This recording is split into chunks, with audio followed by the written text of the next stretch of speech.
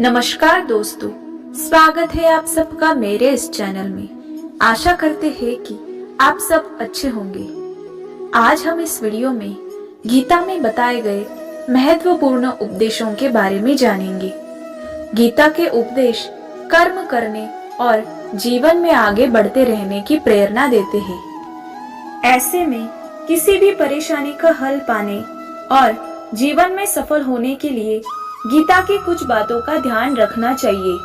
श्रीमद् भगवद गीता में भगवान श्री कृष्ण के उपदेशों का वर्णन है।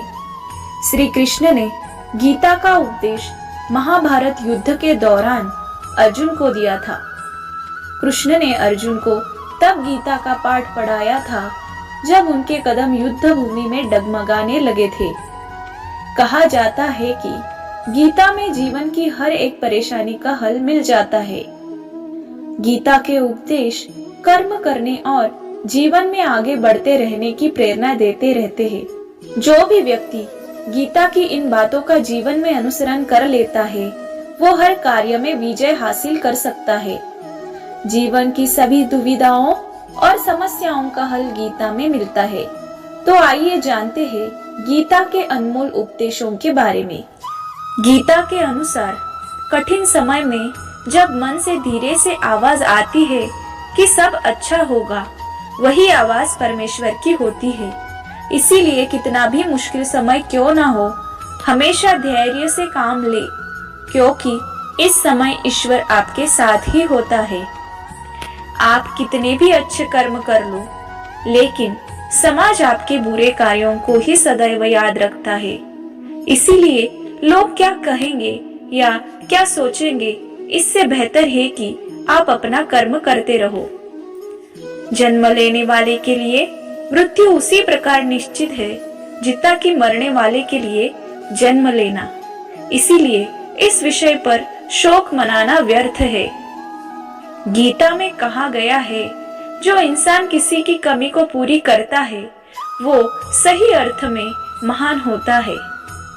तुम्हारे साथ जो हुआ वो अच्छा हुआ, जो हो रहा है वो भी अच्छा ही है, और जो होगा वो भी अच्छा ही होगा। गीता के अनुसार जिंदगी में हम कितने सही है और कितने गलत है, ये केवल दो लोग जानते हैं, एक परमात्मा और दूसरी हमारी अंतरात्मा। जीवन का आनंद ना तो भूतकाल में है और ना ही भविष्य काल में है, बल्कि जीवन तो बस वर्तमान को जीने में है। जब तक शरीर है तब तक कमजोरियां तो रहेगी। इसीलिए कमजोरियों की चिंता छोड़ो और जो सही कर्म है उस पर अपना ध्यान लगाओ। श्री कृष्ण ने अर्जुन से पूछा था, अर्जुन तुम भला क्यों रोते हो? तुमने जो खोया क्या वो तुमने पैदा किया था? आज जो तुम्हारा है वो कल किसी और का होगा, क्योंकि परिवर्तन ही संसार का नियम है। किसी का अच्छा ना कर सको तो बुरा भी मत करना, क्योंकि दुनिया कमजोर है लेकिन दुनिया बनाने वाला नहीं। यदि कोई व्यक्ति विश्वास के साथ इच्छित वस्तु को लेकर नित्य चिंतन करता है, तो वो जो चाहे वो बन सकता है। सच्चा धर्म ये है कि जिन बातों को इंसान अपने लिए अच्छा नहीं समझता, उन्हें दूसरों के लिए भी प्रयोग ना करे। कोई भी व्यक्ति अपने विश्वास से बनता है, वो जैसा विश्वास करता है उसी अनुरूप बन जाता है। मन अशांत है और उसे नियंत्रित करना कठिन है, लेकिन अभ्यास से इसे वश में किया जा सकता है। श्री कृष्ण कहते हैं, मेरे लिए समस्त प्राणी समान है, ना तो कोई मुझे अत्यधिक प्रिय है और ना ही कम। लेकिन जो मेरी भक्ति पूरे मन से करते हैं, मैं सदैव आवश्यकता पड़ने पर उनके काम आता हूँ।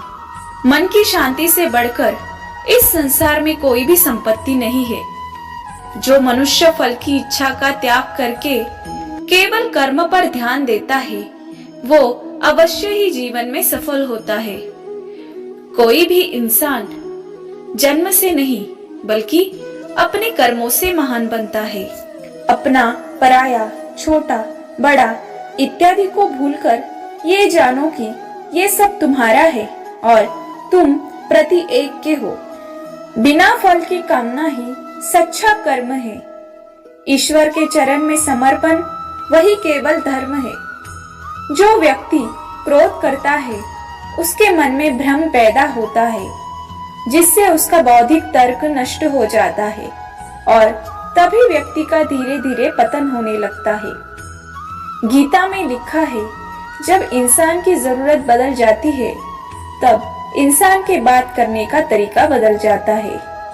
इस संपूर्ण संसार में अपकीर्ति मृत्यु से भी अधिक खराब होती है।